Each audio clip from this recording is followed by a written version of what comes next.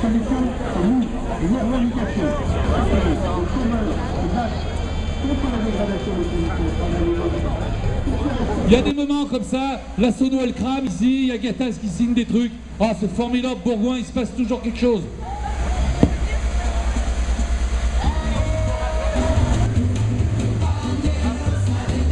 Les politiques d'austérité de ces gouvernements, parce qu'il n'y a pas qu'en France qu'on en prend plein la courge. Dans les autres pays européens, c'est le même scénario, les mêmes destinations, c'est-à-dire faire plaisir aux actionnaires, faire plaisir aux rentiers, plutôt que de faire plaisir à celles et ceux qui travaillent, quel que soit leur emploi, et bien sûr pour ceux qui voudraient bien avoir du travail.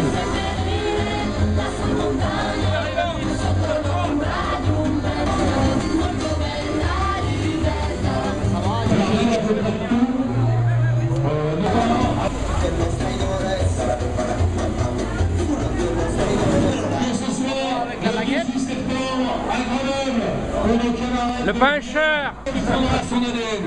Voilà le changement aussi. Voilà l'esprit de justice qu'il y a dans notre pays, où décidément l'activité syndicale, à contrario de la loi, à contrario des droits élémentaires, ça reste, ça sent le soufre, ça sent pour certains, ça sent pas bon, ils ont peur des gens, et ça c'est absolument lamentable. J'aimerais bien qu'on s'occupe plutôt de la rupture des salariés du monde du travail, parce que franchement, il y en a quelques-uns, la rupture du contrat à la CGT, on sait ce que c'est, il y en a un paquet qui viennent nous voir pour ça, et croyez-moi que ça ne fait pas la une des journaux. La presse, effectivement, a besoin de bien revenir sur le syndicalisme, c'est un droit, le syndicalisme, c'est la République, le syndicalisme, on est d'accord ou pas avec, ça on s'en fout, ça a le droit d'exister, comme la loi du commerce, et comme d'autres lois qui existent. Je pense notamment à Castorama, où là, le harcèlement antisyndical est dans les gènes de sa direction, et je pense à plusieurs autres camarades, comme par exemple chez Valeo, et d'autres endroits où franchement d'être militant syndical en République française, eh ben, c'est pas de la sinécure, grâce à ces patrons qui sont plus prompts à nous traiter de voyous qu'à respecter eux-mêmes la loi. Je pense là directement au patron de Castorama qui nous a traités de voyous, qui nous a envoyé la police, qui nous a envoyé les huissiers, qui nous a enlevé tout le bazar, parce que oh là là, on manifestait dans le magasin. Oui, comme c'est grave. Et dans les entreprises, il faudrait le code du travail soit appliqué, le droit, la loi, rien que la loi, mais déjà toute la loi, ça sera déjà pas mal. Bonjour messieurs, dans les rues de Bourgoin, c'est comme à la télé, il y a des manifestations, c'est pas bon ça? Ouais. Pujadas, je sais pas ce qu'il va raconter l'histoire, mais nous...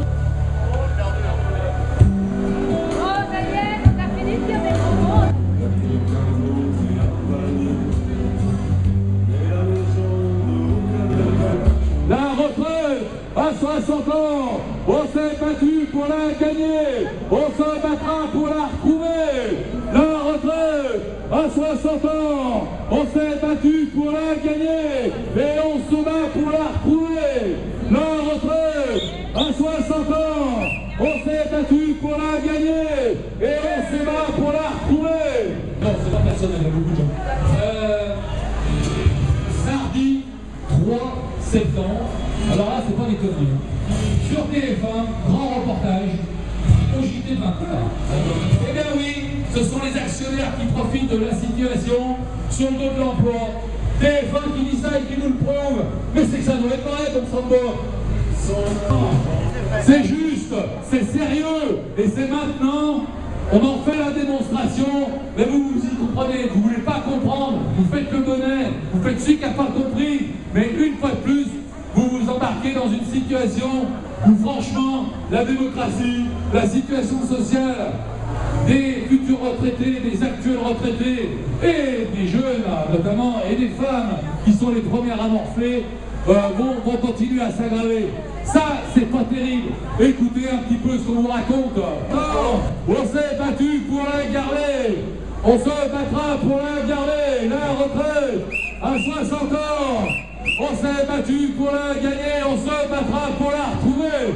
La retraite à 60 ans. On s'est battu pour la gagner. On se battra pour la garder. Dans notre pays, mais comment ils roulent sur l'or, c'est pas permis. Ils sont pas beaucoup, mais c'est des vrais parasites. Vous avez vu le reportage sur les fraudes fiscales. Bon sang de bord, des sommes pareilles, c'est pas les sneakers de Valeo, c'est pas les aides à domicile de l'ADMR, c'est pas les postiers, c'est pas les salariés du public et du privé à temps partiel ou à temps plein qui peuvent frauder sur des centaines de milliers d'euros comme ça. C'est encore les mêmes pillards. Ils sont vraiment utiles, ils sont vraiment efficaces. C'est pas comme certains requins de la finance, les rentiers qui servent strictement à ruiner, probablement à cause du coût du travail d'ailleurs. Mais Hollande a trouvé une solution. On va aller faire une bonne guerre en Syrie. Voilà, c'est gratos une guerre, vous le savez, on ne sait pas combien de temps ça dure, on ne sait pas pour combien de temps on y est, ça coûte des millions d'euros chaque jour pour envoyer des missiles sur la tronche, avec la certitude que certains qui vont se la prendre sur la gueule, ils sont strictement pour rien dans l'affaire. Une bonne guerre en Syrie qui nous dit Hollande, c'est un devoir national. Ouais, tu parles. Nous on préférerait d'abord isoler ce triste cire, cet assassin, mais en même temps considérer que c'est pas la guerre qui résout les problèmes, mais non seulement le dire, mais également de ne pas faire la guerre, parce que ça, vraiment c'est de l'argent foutu en l'air, c'est des gens tués pour rien du tout. Bref, nous on a une solution pour réduire les déficits, pas de guerre, en Syrie, c'est pas le désert du Mali d'abord, c'est un petit peu différent. Il y a d'autres gens qui sont prêts à ne pas se laisser faire. Donc, ma foi, il doit y avoir d'autres solutions que la guerre. On n'a vraiment pas besoin d'une guerre pour montrer qu'on a un pays qui va bien, qu'on a des couilles et tout ça. Franchement, ça s'arrête là. Si vous avez Beaucoup de publicité autour de la prise en compte dans le calcul des retraites de la pénibilité de l'emploi. Il y a des gens qui souffrent au boulot. Bon, c'est la première fois que ça commence à être discuté, reconnu. Mais faut pas déconner, hein. Ceux qui souffrent au travail, il va falloir qu'ils continuent à souffrir un petit peu, hein. Faut quand même pas déconner. Au bout de 20 ans d'emploi pénible, vous aurez 2 ans de validation. Allez, hop là, au boulot. Que là, vraiment, ils se foutent du monde. Je terminerai en disant... Enfin, je terminerai, non, avant qu'on me la coupe. Non, je continue en disant que... à désespérer les salariés comme ça, on peut avoir des lendemains un petit peu douloureux et franchement catastrophiques pour le monde du travail, pour la jeunesse, pour celles et ceux qui veulent du boulot, qui veulent vivre leur vie. Voilà, donc ça fait maintenant 20 ans qu'on nous dit vous coûtez trop cher quand vous travaillez, sauf qu'on n'a pas encore trouvé un autre moyen pour produire un tas de trucs et de faire que, ma foi, il y a des cotisations. Je rappelle, il faut le rappeler, il faut se le mettre dans le crâne, que les charges salariales, le coût du travail, ça n'existe pas. C'est une vue de l'esprit du MEDEF, ça n'existe pas. Pas de travail, pas de cotise, pas de travail, pas de profit. Terminé. Si vous n'avez pas quelqu'un qui boulonne, vous êtes marron. Les inspecteurs du travail et d'autres sur le travail clandestin, ça peut rapporter des milliards et des milliards dans les caisses de sécurité sociale. Or, aujourd'hui, ce qui est fait, c'est de les virer. C'est de diminuer le nombre d'inspecteurs du travail et d'inspecteurs fiscaux.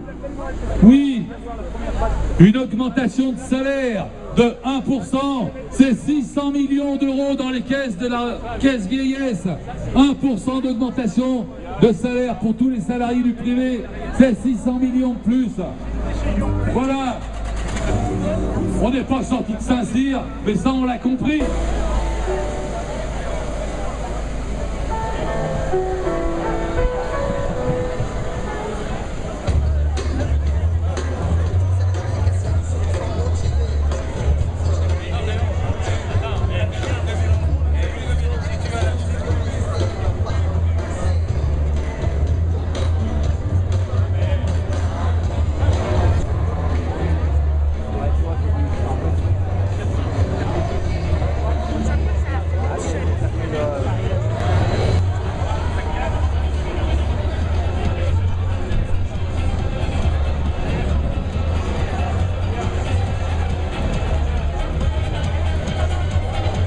Tu as vu hier le gars là qu'on avait vu le sport?